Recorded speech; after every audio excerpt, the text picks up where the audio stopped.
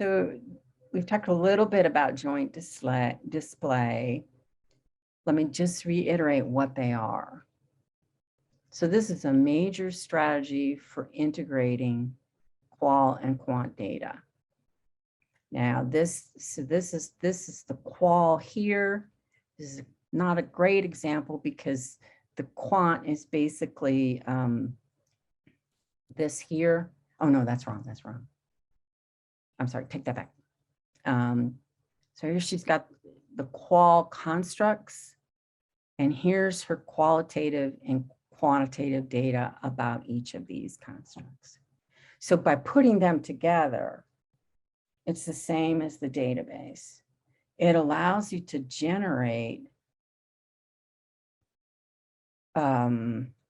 themes, hypotheses, to explain the connections, to not just report them, but to explain them, which you can then go back and revisit your data. Now, I think there's someone at Vanderbilt doing this. This is timelining. And this is also straight up your alley in terms of its usefulness to the type of research I imagine you do. This is brand new.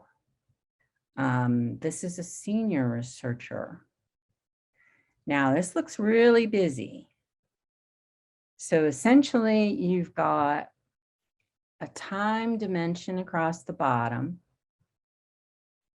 Week 1, week 2, week 3, week 4, week 5. And you got over here a quant measure. TPACK is a common word in your field, right? Is that a lot of people talk about TPACK? Does that ring a bell to anybody? I don't know what it stands for, but something technology. So this is tracing the development or change over time of one student.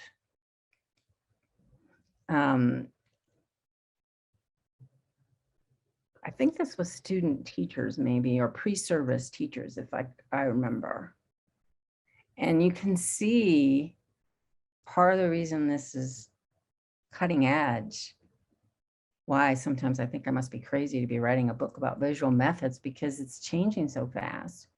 But she's got hot links to hot links here. You can't, there's not working here. I think she's got hot links to audio clips. So eventually she's comparing student 1 to student 2, that, you know, or maybe she could quantify these trajectories. Like this person has basically an upward trajectory on whatever measure this TPACK score is. I think it's incorporating technology in the classroom or something like that. If I remember, there's a mixed methods article about that in the journal about that too. So she could compare all the people who had upward trajectories and compare all the people who had flat trajectories in terms of their ability to incorporate technology in their own classrooms. So this is timelining, integration through timelining. Simultaneously, it's case-based because she's bringing together data about an individual, but eventually her analysis will be across cases. I have seen other timelining studies, but I have never seen one this sophisticated. She sent it to me, and that's why I know about it. And it's in, also lets me point to the fact that many research textbooks are published by SAGE. You're probably all familiar with SAGE. SAGE in the US and SAGE in UK. And they have a lot of online resources available to you if your institution subscribes. So they have classes and modules and all kinds of things about different research methods. But now it's sort of got a wall, I think, because my institution doesn't subscribe to it. So this is timelining. You could use the word timelining as your search term, as a research methodology. You can collect data through timelines, but here they're analyzing data because they're interested in change over time. So let me get close to wrapping up, I think, by recognizing some of the challenges that have been leveled against mixed methods. And then we can, hopefully there'll be some good questions or discussion that you'd like to raise. But almost anytime you do a mixed methods presentation, in almost any venue, or let's imagine it'd be your first team meeting, someone almost always raises the specter, and that's why I've got these little Halloween ghosty figures, you know, because someone almost always raises the specter that the argument against mixed methods by saying that qualitative and quantitative research are totally different paradigms, and therefore they're incompatible. That's a good argument about keeping them separate. This sometimes is boiled down to sort of a qual argument. No one who seriously does mixed methods ascribes to this particular perspective, but it is one that is often raised. I would say that a research method, like a joint display, doesn't have a paradigm. Data doesn't have a paradigm. Individuals have paradigms.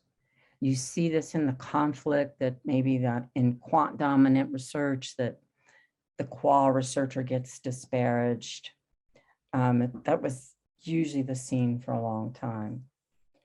But if you're on a team where the quant researcher just can't tolerate qual, then the solution is to run on the separate tracks.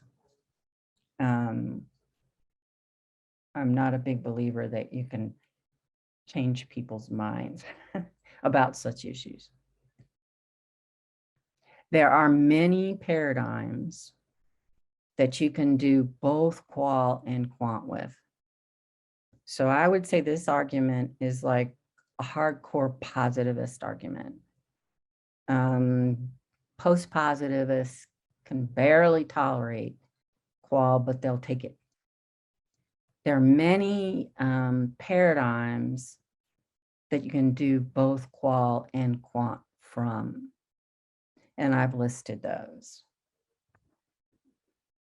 So at different times, I operate from all these paradigms. But what I'm saying here is a constructivist, I'm gonna make it simple here. As a constructivist, I believe all research methods have an element of subjectivity. And so I can deal with both qual and quant because I'm skeptical about both of them.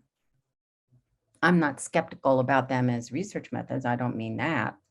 I just mean people produce data, they analyze data, and you have to give good thought to whether they're done that systematically and logically. So any of these approaches you can use with both qual and quant. I don't think one person can operate, you know, as a positivist and as a post-positive, but I think you can approach both qual and quant with the same paradigm. So most researchers could care less about paradigms. So everybody gets all, but there's always people who bring this up, even though most researchers just want to get their research done and they don't spend a lot of time on this. So I'll tell you about one of the researches I discovered recently. you may not need this since you have access in your resource elsewhere. But I was talking to someone this week. If you knew this, I had no idea. You know how Amazon does everything? Well, apparently, did you know this? You can actually go online and recruit participants through Amazon, through this thing called the Mechanical Turk. So it is very hard to get participants. I don't know what kind of participants you'd get, but this person was an experimental researcher, meaning they work in a controlled environment in psychology. And she said they do that's how they recruit all their participants. So I mentioned that as a resource, as one of the resources. So while wrapping up, and hopefully people are thinking of some good questions, let me mention some free resources available to you. Most people who do mixed methods research do not have the luxury of taking a class. Maybe they get on a team and they finish graduate school, although there's many great mixed methods dissertation, and they find themselves in a position they need to learn mixed methods. Sometimes it's because of that contradiction I mentioned. The Mixed Method International Research Association, I've got the link there, is an international organization. It's a small organization. I think it's like 600 members. This is the one I was president of and on the board for 5 years. This is just an example. They do a free monthly webinar series, and the webinars are archived for members. And it's a who's who in mixed methods. So I think it started in 2018, maybe. I'll bet there's 40 or 50 webinars. Now, one of the wonderful things about this particular organization is that the membership fees are ridiculously low. $35 maybe, and when I was president, to be a member. There is no more comprehensive education about mixed methods available online than through this website, than through this organization. They also do a series of courses. They call it MOOC modules. Doesn't really, you know what a MOOC is in your field, but it isn't really a MOOC because it's not massive online. But every 10 or 12 weeks for members, they offer a new set of modules, of learning modules about mixed methods, and they always mix it up. So that is it's a more serious investment of time. These webinars are an hour. You can dip in and out of them. They're all on YouTube. As you can see, I just put a couple of examples there. The MOOC is a more serious investment of time, maybe 4 or 5 hours per module or something like that. But it too is very comprehensive, and they talk about that on the Mira page. So that's my promise for resources.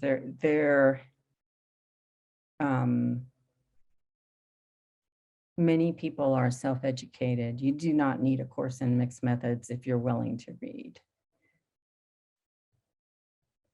So I mentioned the idea that I'm now playing around with doing a special issue. I'm trying to persuade Mitchell Peters and another person to do a special issue on mixed methods and teaching and learning in online and digital environments. So you guys get credit for that, because I never thought of it until I started revisiting some of this stuff.